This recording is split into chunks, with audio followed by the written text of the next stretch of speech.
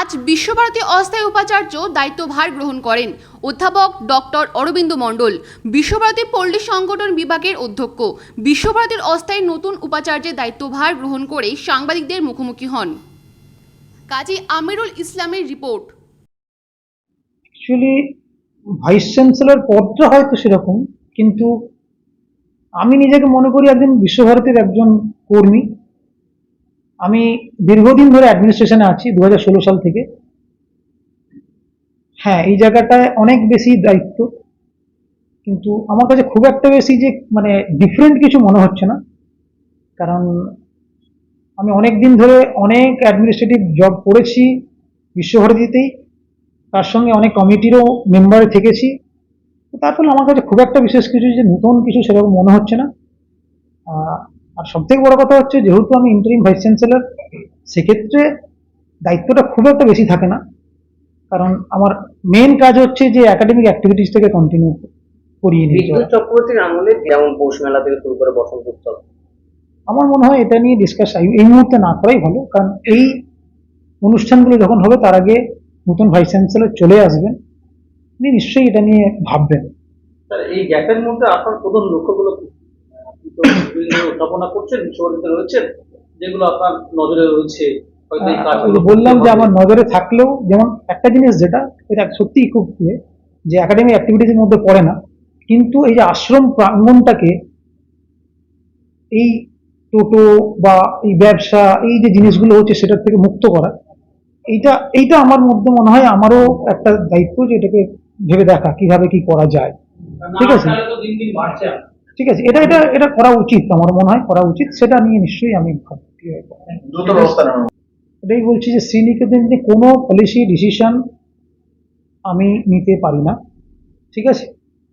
সেটা নেওয়ার যিনি আসবেন ভাইস চ্যান্সেলর, তিনি নিশ্চয়ই নেবেন।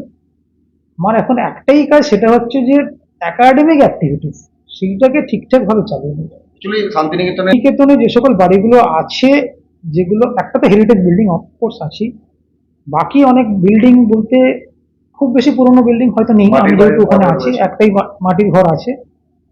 তো এইটা আমি শ্রীনিকেতনে যেহেতু আমি নিজে থাকি, আমারও একটা ভাবনার মধ্যে আছে যে নিশ্চয়ই ওই বাড়িটা অনেক পুরনো, তো ওটাই কিভাবে রক্ষণাবেক্ষণ করা যায় সেটা একটু আমি কথা বলে দেখবো।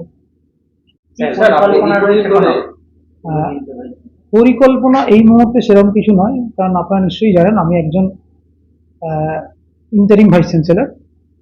ইন্টারিম ভাইস চ্যান্সেলরের প্রথম যেটা কাজ হচ্ছে সেটা হচ্ছে যে ডে টু ডে অ্যাক্টিভিটিস যেগুলো হয় সেগুলোকে চালিয়ে নিয়ে যাওয়া, এবং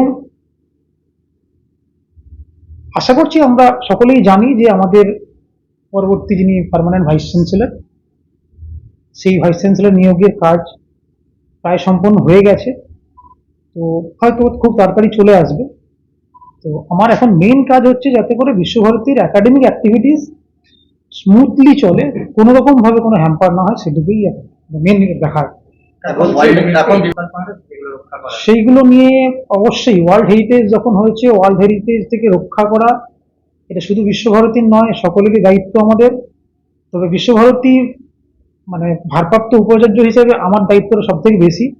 নিশ্চয়ই আমি সেটাকে দেখব যে